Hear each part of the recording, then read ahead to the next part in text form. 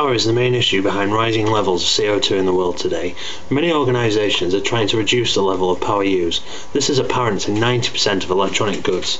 Televisions are the worst thing to use when you're trying to lower your electricity bill, with games consoles and computers following a close second. Over the years, many computer designers have tried to improve economic efficiency in power supply units and processors, and things are gradually getting more efficient, but at an ever-increasing cost to the consumer.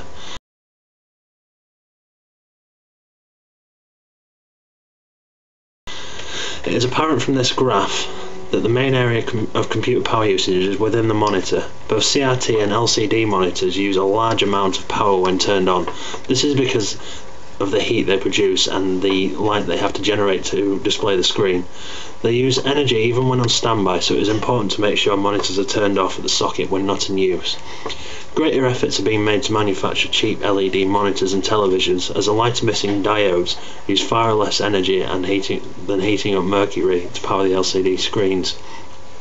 Hard drives use a surprisingly large amount of energy because they are almost in constant use. Many companies are now trying to switch to solid-state drive memory, or flash memory as it's more commonly known, as this has no moving parts and uses a lot less energy than a conventional hard drive. This has been proven to work in the current world, as a recent experiment saw the social networking site MySpace reduce their energy output by 80% once they had permanently retired several of their servers and switched to a solid-state memory terminal server. Power supply units, or PSUs as they're more commonly known, were only 70% to 75% efficient before July 2007, when an industry initiative called 80 Plus pushed companies to manufacture power supplies that are at least 80% efficient. At the moment, all new Energy Star desktop PSUs must comply with this.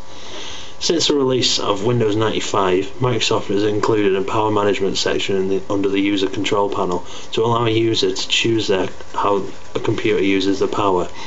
This started out as just a simple standby option and a lower power option for the monitor, and in recent versions it extended to the hibernation option and also integrated with Active Directory to control office machines on a network. In the latest release, Windows 7, many options encourage the user to save power and guide the user on how to do this.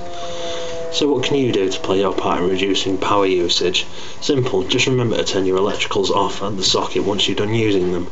A recent advertising campaign tried to alert everyone to this by documenting a normal family and their everyday power usage and encouraging them to turn off anything that had a red light on it. This has helped many people reduce their energy and thus their electricity bills.